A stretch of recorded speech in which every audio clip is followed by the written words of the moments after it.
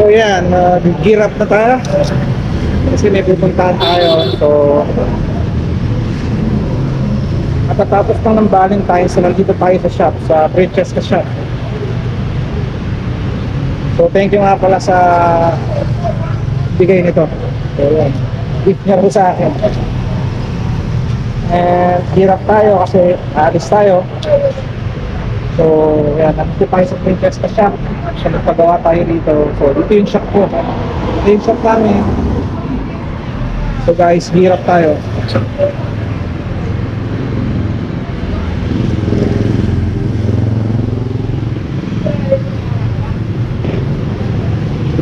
Gear up tayo para sa ating nanay. Update ko kayo guys. Yun nga, dahil Sunday ngayon, may time tayong mamasyal. So dahil ngayon doon tayo nakapamasyal, dahil nga Sunday, at mag-gear up tayo. So marami tayong mga dapat puntahan.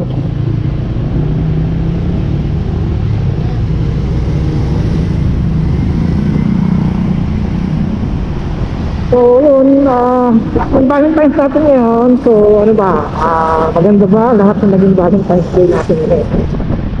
So yung iba namasyal, yung iba kumain. So nanggaling tayo sa Malolos kagabi, sayang hindi natin nag-videoan. So yung lugar ng Malolos ay talagang napakaraming tao, sobrang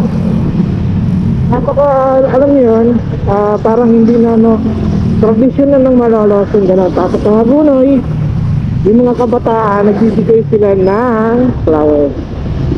So, nagbibigay sila ng flowers sa daan. So, may pupuntahan tayo dun sa isang lugar na lagi ko siyang pinupuntahan kapag alam niyo na, medyo pagod tayo. So, kasi nakakasawa na, puro bahay-bahay na lang. So, hindi naman ako nakakapag-vlog na masyado kasi gawa ng marami tayong ginagawa na rin sa bahay. So ito yung vlog ko na walang putol, no? So meron man yung mga konting edit lang, pero yun pa rin naman. So yun, dito marinig ko yung ground ng lugar, ng motor. So yun, marinig niya. So ang dami ngayon papauwi na ng mga riders kasi gawa na napapasyal din sila. Iba, kung sila ng TRT. So, yun.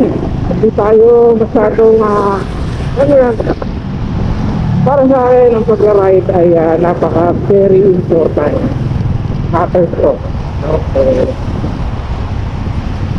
Talagang nandun tayo sa point na yun.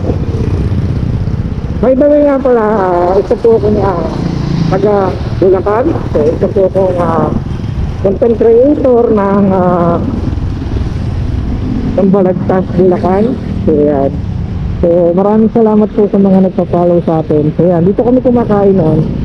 Yan, sa lugar na yan. So pag humihinto kami, punta kami doon. So nandito tayo ngayon sa Kain ng Galing. Kain ng Galing ay so, napakaganda ng daan dito. So yun, nakita nyo naman yung daan. So napakaganda ng daan. So dito kasi guys, nakapunta ako kapag vlog ako ng mabuti. So nagsimula yung aking pagiging isang content creator or madaling salita ay simpleng vloggers na. So hindi naman natin na di tayo katulad ng mga katulad nila Motojogo. So talaga hindi tayo rin siya.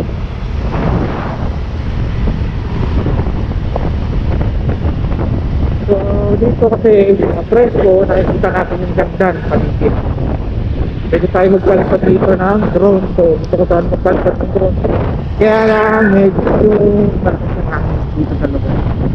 Pero try natin siya magpalipad ng drone kung wala siya sa kabitan. Kasi beginner pa lang tayo drone. So yung drone natin ay ito. So yun, susubukan natin yung drones na yan, kung gaano kaganda, paano siya i-operate, paano siya paliparin.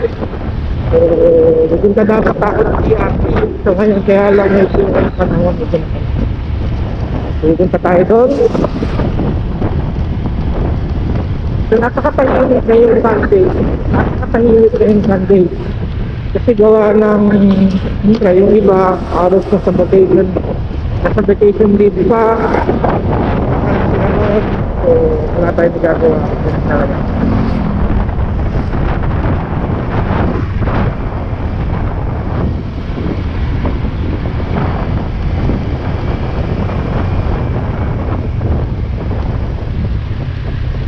So naghahanap tayo ng mga magagandang spot natin kasi dito kasi makakapagpalipat tayo ng drone. And nga pala, maraming salamat nga pala sa mga sa ating mga followers na laging nandyan, no? Lagi silang nandyan. Kaya minsan sila din yung dahilan kung bakit nag-content ako kasi mayroon akong isang followers nagsasabi ko sa akin na hindi na daw ako nagko-content, ano daw ba, sawa na. Ano hindi po, talaga itong naging ano lang po ako, medyo siyempre dahil may mga negosyo tayo. So yun nga, may mga events tayo, so yung anak natin sumali sa labanan sa kanilang school. So yun, siyempre salamat ko nga pala sa lahat ng mga nag-like, nag-heart, may nag-share. So yan, siya nga pala nag-aaral sa Dr. Yama Scaliches. So, saan yan? Sa Bukawi po yan, no? So, sa mga followers ng mga students doon, sa mga followers natin ng mga mamis doon, so, yun po ang aking anak. So, ilalagay ko siya dyan sa caption pag nakita ninyo yung aking anak. So, siya po ay si Francesca Moires. Yan, siya po yung anak ng aking Bakit Joyride. So, nakikita niyo sa aking page. So, anak ko siya. So, siya po ang aking nag-iisang nilagay. So, papunta kasi tayo na hindi natin alam. Somewhere, no? So, namiss ko lang itong pag-ride. So, namiss ko lang itong pag-vlog dito sa lugar. So, actually, dito tayo. Alamin natin kung ano yung mga mas magaganda. Kung ano pa yung mga alam niyo yan. Kasi pagka vloggers ka, pag driver ka, kailangan ano mo yun, dapat kahit na kung ano lang yung mailabas natin sa content, so, yung tinatawag na organic, hindi yung tutol-tutol. Ayoko kasi nun, so may mga mabago man dito, so may mga content edit lang siguro, yung mga dapat tanggalin, gano'n lang. Alam nyo kasi mas maganda yung organic na nakikita ng tao talaga kung ano yung mga ginagawa natin. So, actually hindi lang po ako basta ganito, nag-ride. So, siyempre, nag-abroad tayo. Minsan, iniiba-iba natin yung iniiba-iba natin yung mga kinocontent natin. So, siyempre, marami naman nakakagawa niyan. Tomot. Yung mga ang tawag dito, yung mga content creator na nakagawa ng ito, naikot sila ang buong mundo, naikot sila ang buong Pilipinas.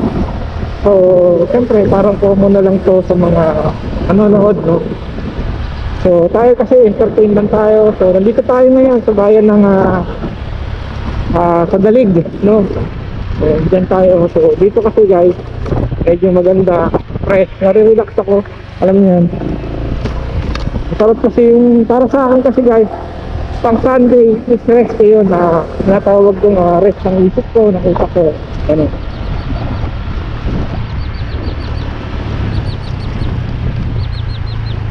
So kasama ko nga pala si Bemot, no?